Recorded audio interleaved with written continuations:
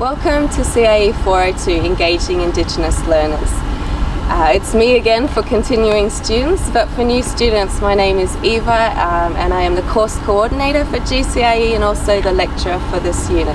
But I'd much prefer for you to think of me as the facilitator, I suppose, or really as a participant in this learning journey. I really believe that we can learn a lot from each other, so rather than thinking of me as the expert, a participant in the learning is really how I see myself. So this unit is not so much just about learning how to engage with Indigenous learners, but it's about thinking and critically analysing how we engage in learning ourselves and being open to learning. The unit begins from a very philosophical position where we look at these concepts of ontology and epistemology, which just mean different ways of knowing and being.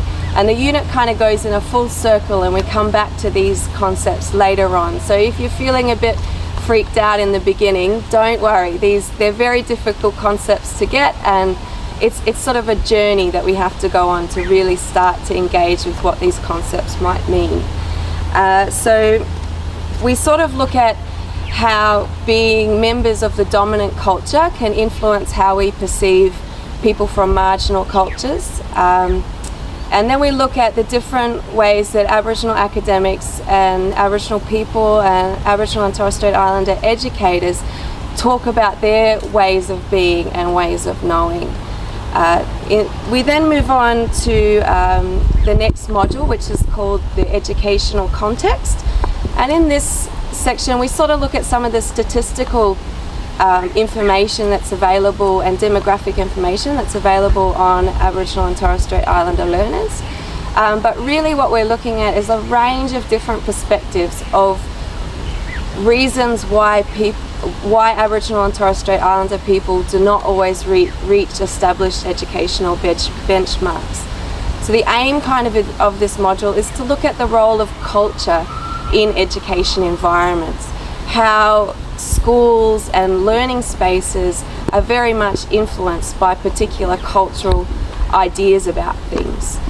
The next module looks at relationships, engagement and behaviour, and here we really look at the importance of relationships to learning and the way that it's about engaging with others that really facilitates learning for people. And again, this comes back to why it's good to participate in this unit and add to discussion boards and online classrooms, because it's about us developing relationships with each other, and we will then get lots more out of the learning journey.